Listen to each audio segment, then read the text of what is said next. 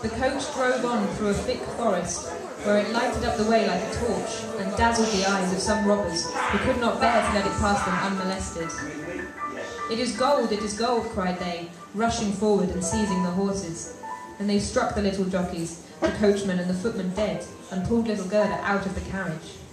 "She is fat and pretty, and she has been fed with the kernels of nuts," said the old robber woman, who had a long beard and eyebrows that hung over her eyes. "She is as good as a little lamb. How nice she will taste!"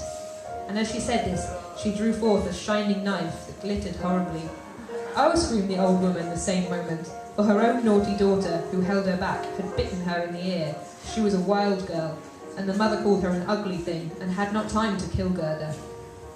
"She shall play with me," said the little robber girl, "and she shall give me her muffler and her pretty dress, and sleep with me in my bed."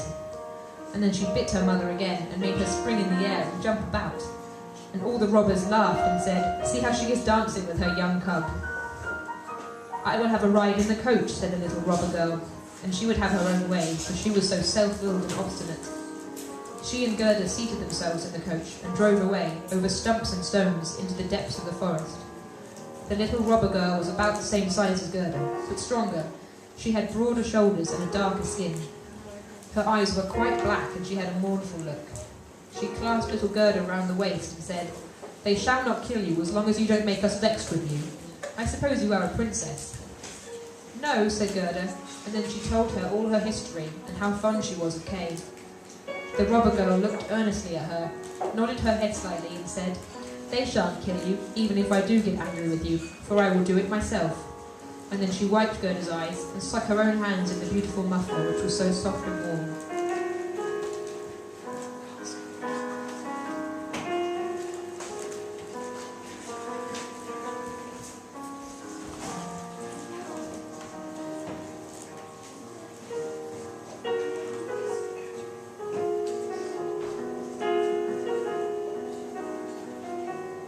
The coach stopped in the courtyard of a robber's castle, the walls of which were cracked from top to bottom. Ravens and crows flew in and out of the holes and crevices, while great bulldogs, either of which looked as if it could swallow a man, were jumping about, but they were not allowed to bark. In the large and smoky hall a bright fire was burning on the stone floor. There was no chimney, so the smoke went up to the ceiling and found a way out for itself. Soup was boiling in a large cauldron, and hares and rabbits were roasting on the spit. "You shall sleep with me and all my little animals tonight," said the robber girl, after they had had something to eat and drink. So she took Gerda to a corner of the hall, where some straw and carpets were laid down.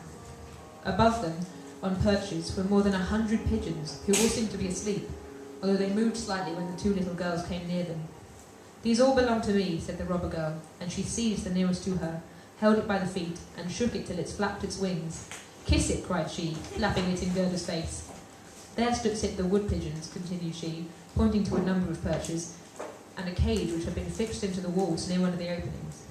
"Both rascals would fly away directly if they were not closely locked up. Ah, and here is my old sweetheart, Bar," and she dragged out a reindeer by the horn. He wore a bright copper ring round his neck and was tied up. "We are obliged to hold him tight too, or else he would run away from us also. I tickle his neck every evening with my sharp knife, which frightens him very much." And then the robber girl drew a long knife from a chink in the wall and let it slide gently over the reindeer's neck. The poor animal began to kick, and the little robber girl laughed and pulled down Gerda into bed with her. "Will you have that knife with you while you are asleep?" asked Gerda, looking at it in great fright. "I always sleep with a knife by me," said the robber girl. "No one knows what may happen. But now tell me again all about little Kay, and why you went out into the world." And Gerda repeated her story over again, while the wood pigeons in the cage over her cooed and the other pigeons slept. The little robber girl put one arm across Gerda's neck and held the knife in the other, and was soon fast asleep and snoring. But Gerda could not close her eyes at all. She knew not whether she was to live or die. The robbers sat around the fire, singing and drinking, and the old woman stumbled about. It was a terrible sight for a little girl to witness. And the wood pigeons said, "We have seen little Kay. A white fowl carried his sledge, and he sat in the carriage of the Snow Queen, which drove through the wood where we were lying in our nest. She blew upon us, and all the young ones died, excepting us two." "What are you saying up there?" cried Gerda. "Where was the Snow Queen going? Do you know anything about it?" "She was most likely travelling to Lapland, where there is always snow and ice. Ask the reindeer that is fastened up there with a rope. Yes, there is always snow and ice, said the reindeer, and it is a glorious place.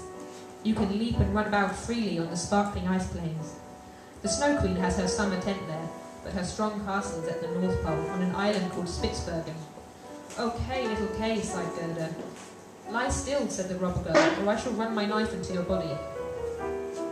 In the morning, Gerda told her all that the wood pigeons had said, and the little robber girl looked quite serious and nodded her head and said, That is all talk. Do you know where Lapland is? She asked the reindeer. Who should know better than I do, said the animal, while his eyes sparkled. I was born and brought up there, and used to run about the snow-covered plains. Now listen, said the robber girl. All our men are gone away. Only Mother is here, and here she will stay. But at noon she always drinks out of a great bottle, and afterwards sleeps for a little while, and then I'll do something for you. And she jumped out of bed, clasped her own mother round the neck, and pulled her by the beard, crying, My own little Nannybird, good morning. Then her mother bit her nose till it was quite red, yet she did it all for love.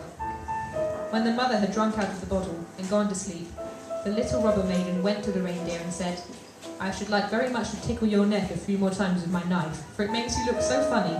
But never mind, I will untie your cord and set you free, so that you may run away to Lapland. But you must make good use of your legs, and carry this little maiden to the castle of the Snow Queen, where her playfellow is. You have heard what she told me, for she spoke loud enough, and you were listening.